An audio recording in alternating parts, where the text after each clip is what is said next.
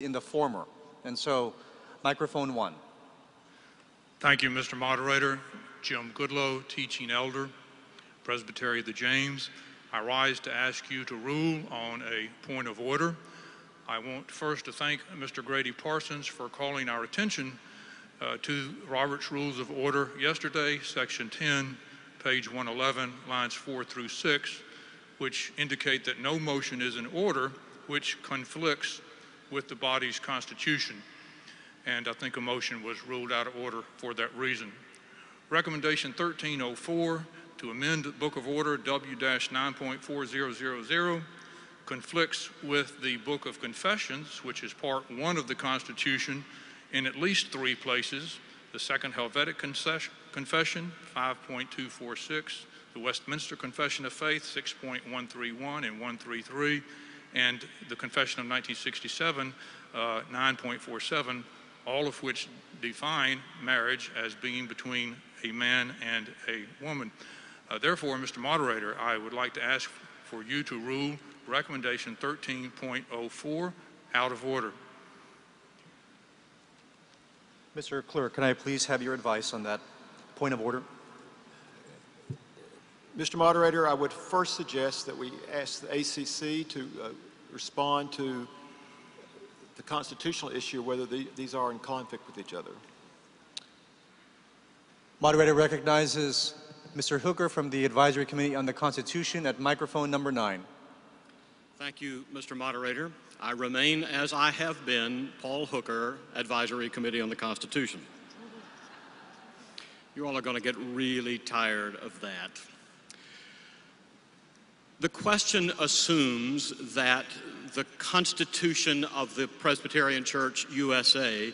is of a uniform character. In fact, our Constitution has 2 parts. Part number 1 is our Book of Confessions, a gathering of theological statements stretching from the beginnings of Christianity until as recently as 1987 in the brief statement.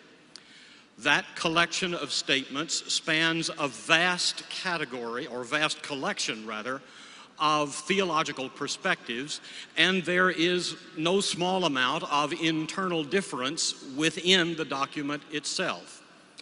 But more specifically, it's important to understand that because it is a large sweep of history and a fairly broad representation of theology, it ought not to be treated as though it were a rule book. It is in fact a document from which we draw our basic theological commitments. Part 2 of the Constitution is the Book of Order. This is a document of much more recent origin, and while it rests on the theology of the Book of Confessions, its specific role is to guide us in the governing of the church. It does contain the standards by which we operate. We have been asked occasionally whether it is necessary to amend the Book of Confessions in order to amend a similar provision in the Book of Order. The answer is no. Our confessions are deliberately broad and allow us to draw different ecclesiological conclusions on the basis of our theology. It would be the Advisory Committee on the Constitution's opinion that a change, or rather that a statement in the Book of Confessions might not necessarily pose a specific conflict with a proposal to amend the Constitution. Whether such a proposal is in order, however, is a matter for the parliamentarian and the moderator and not for the ACC to address. Thank you, Mr. Moderator. Mr. Hooker, I just caught your football back. Thank you. Mr. Clerk, the football is now tossed to you. Thank you, Mr. Moderator. I'm sure you'll toss it back to me. Mr. Moderator, as you know, I advise and you rule. I would advise, based on the advice we have received from the ACC, that this proposal is in order.